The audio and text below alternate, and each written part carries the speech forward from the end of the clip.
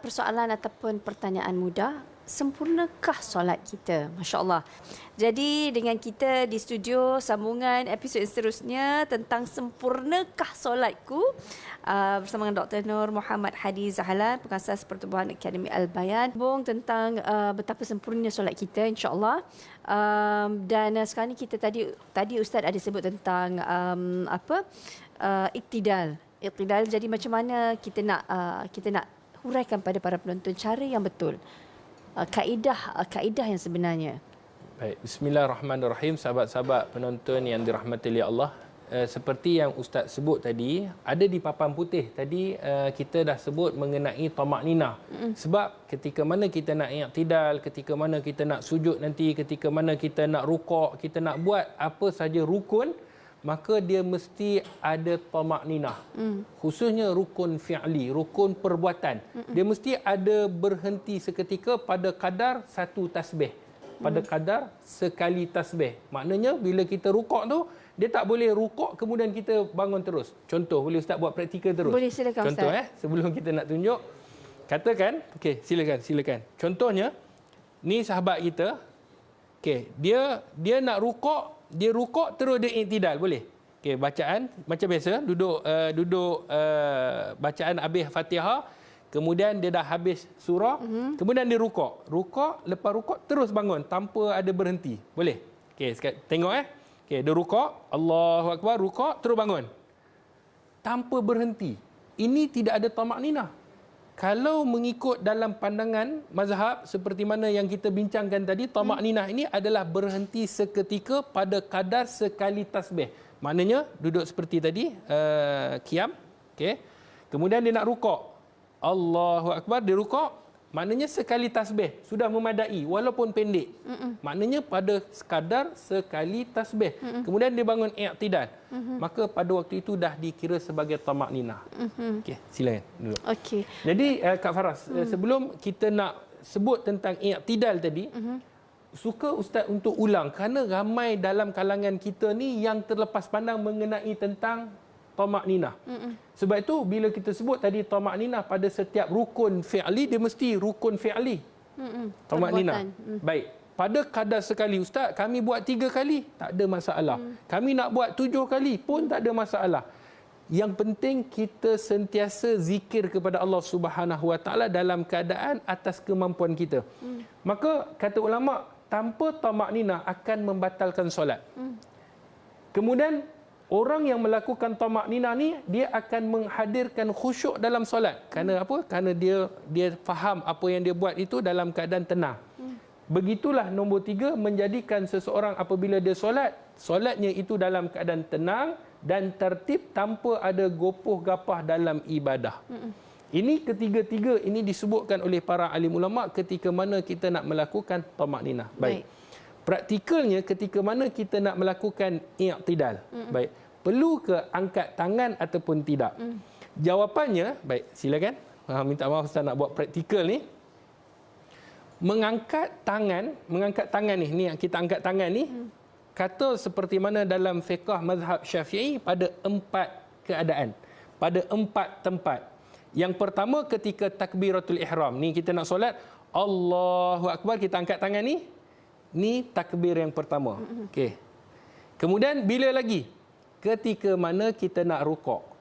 Ketika mana kan dah habis baca Al-Fatihah, kita dah baca doa iftitah sunat. Kita dah baca Al-Fatihah wajib, kemudian kita baca surah sunat, kemudian kita nak rukuk.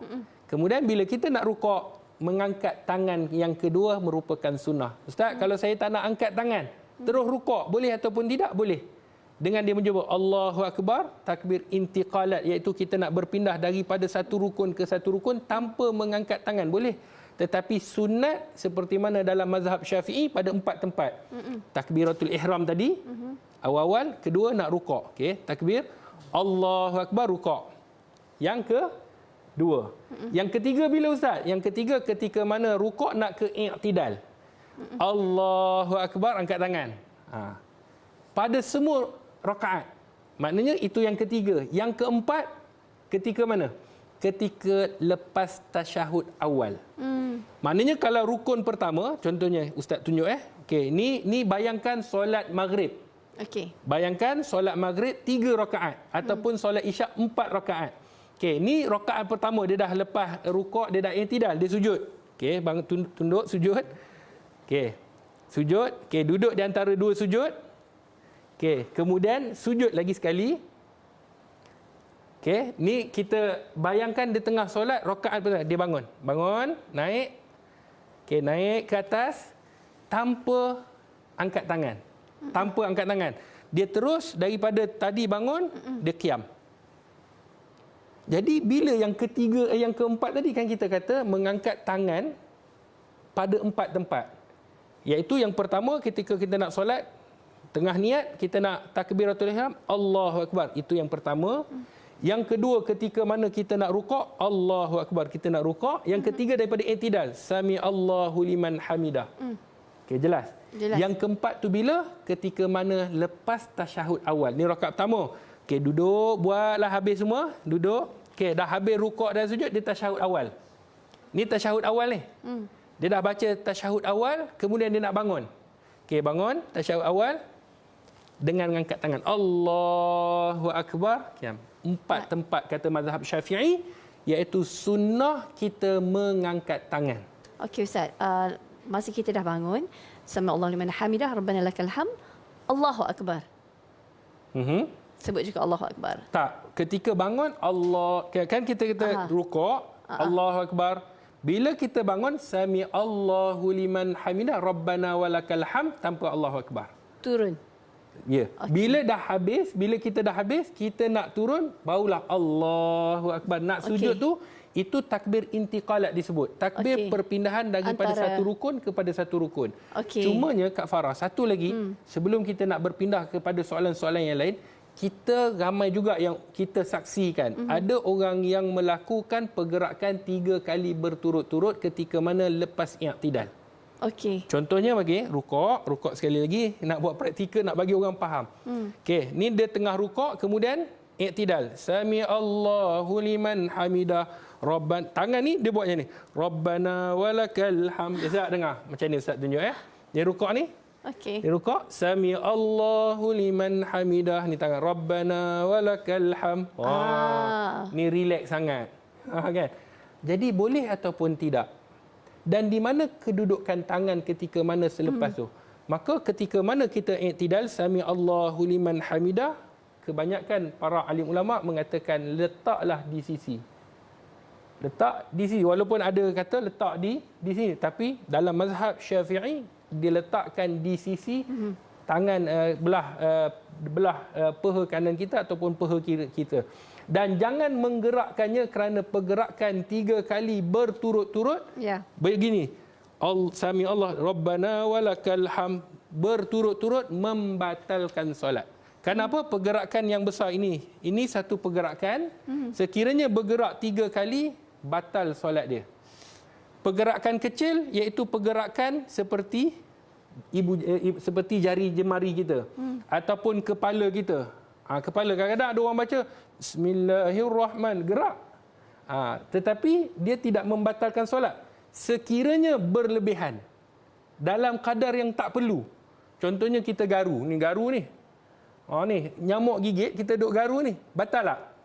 Tak batal sebab pergerakan tu pergerakan kecil. Melainkan dia garu begini. Tapi tak adalah orang garu teruk sangat kalau garu. Melainkan kalau dia garu menggunakan pergerakan yang besar, maka batal. Sekiranya 3 kali berturut-turut. Kalau dia berhenti sekali, baru dah di refresh balik. Maknanya baru dikira sekali. Sebab tu bila kita nak bergerak ke hadapan, perasan ataupun tidak, boleh tak kamera fokuskan kepada ni, dia nak kaki. Ke sini sikit Ustaz nak tunjuk. Kejap Okey.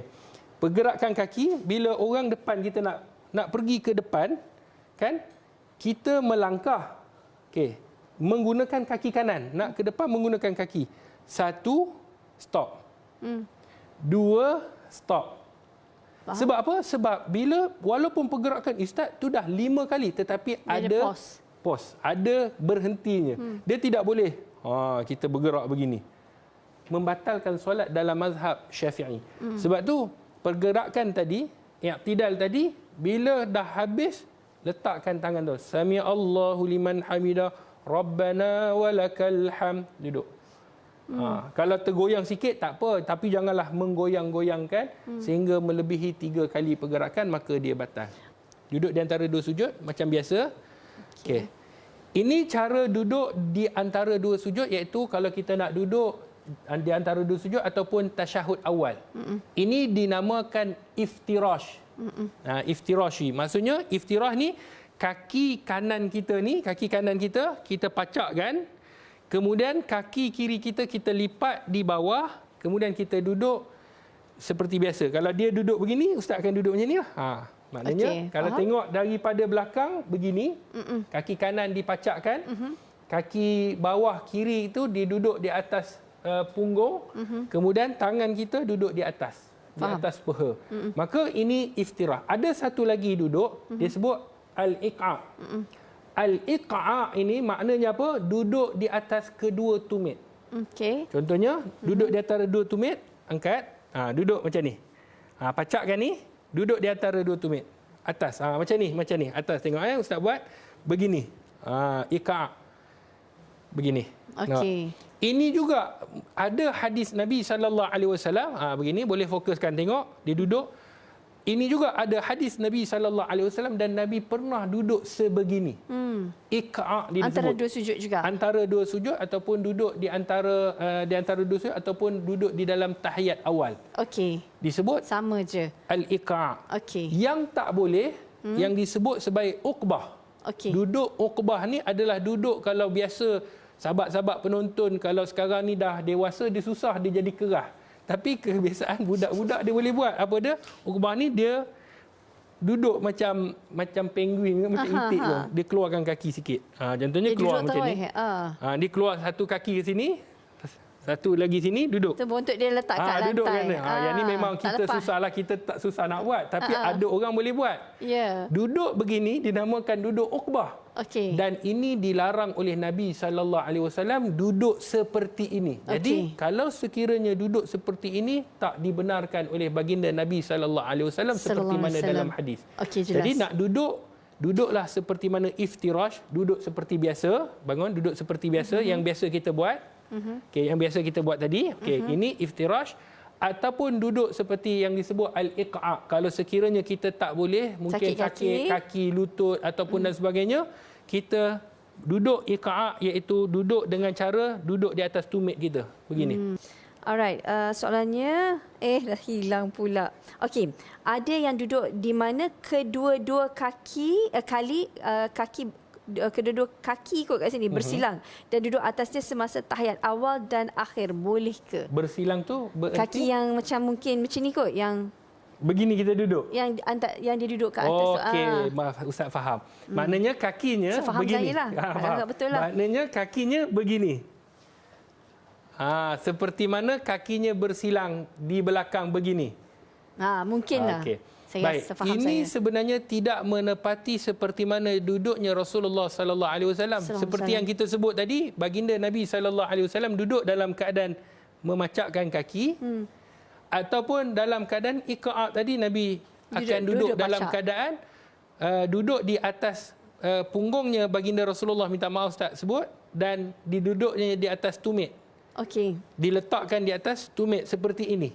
Jadi apabila kita melakukan ini, adakah membatalkan solat kita? Maka jawapannya tidak membatalkan solat, sebab kebiasaan orang bila dia dah biasa buat 10 tahun, 20 tahun, dia susah nak letakkan kaki. Tapi dia kena berlatih untuk kesempurnaan solat dia. Jadi sekiranya dia tak mampu, maka tidak jadi masalah, kata para alim ulama, cuma dia tidak menepati seperti mana yang dilakukan sunnah baginda Rasulullah sallallahu alaihi wasallam. Baik. Kena tahu juga cara daripada berdiri nak sujud. Jadi kita mungkin patah balik, kita demo tu dulu ustaz. Sahabat-sahabat penonton, sebelum lupa, sebab ni kebiasaan akan ditanya soalan-soalan sebegini yang biasa orang tanya, ustaz, kalau saya daripada tadi kita dah rukuk kemudian kita i'tidal. Ustaz berdiri, saya nak tunjuk daripada rukuk kemudian ke i'tidal. Okey. Tunggu Bila kita rukuk begini, kan? Kemudian kita ada Sami Allahu liman hamidah Rabbana walakal hamd. Kemudian kita nak sujud. Baik. Persoalan dia, lutut dulu ke tangan dulu? Ada orang yang tangan dulu. Dia letak tangan dia dulu. Allah. Ni tangan dulu, baru lutut. Tangan, baru lutut. Ada orang yang keduanya, dia akan letak lutut dulu. Allahu Akbar. Nampak? Lutut, kemudian baru tangan. Mana Ustaz satu yang betul? Baik. Dalam mazhab Syafi'i, meletakkan lutut dahulu, kemudian baru tangan.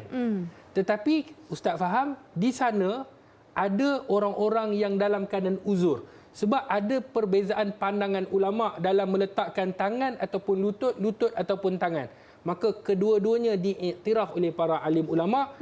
Sekiranya kita dalam keadaan keuzuran, dalam keadaan mungkin sakit lutut dan sebagainya, pakcik-pakcik di luar sana kan, maklong-paklong kita, pak ngah semua, mungkin dia kata, Ustaz, kalau letak lutut sakit Ustaz, maka boleh kita turunkan tangan dahulu seperti ini.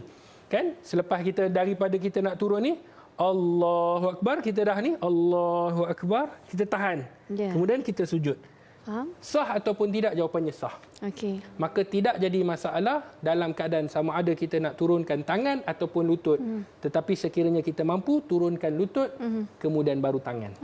Sahabat-sahabat penonton yang dirahmati oleh Allah, bila kita nak sujud, mesti kita ketahui seperti mana yang disebutkan oleh para alim ulama' 7 anggota. Anggotanya ialah yang pertama dahi, dan dahi ni syaratnya mesti terbuka.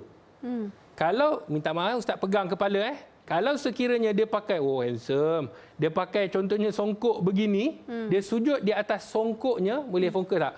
Dia sujud di atas songkoknya begini, contohnya begini, di atas songkoknya, dahi dia tak kena, maka solatnya batal. Disebabkan apa? Disebabkan songkok ini bergerak bersama dengan dia. Kalau telekong, kadang-kadang kita ke bawah sikit. Baik. Tak nak bagi nampak anak rambut. Okey, kalau telekong, macam yang biasa orang perempuan pakai, macam Kak Farah. Kalau tengok Kak Farah ni pakai, tak nampak anak rambut kan?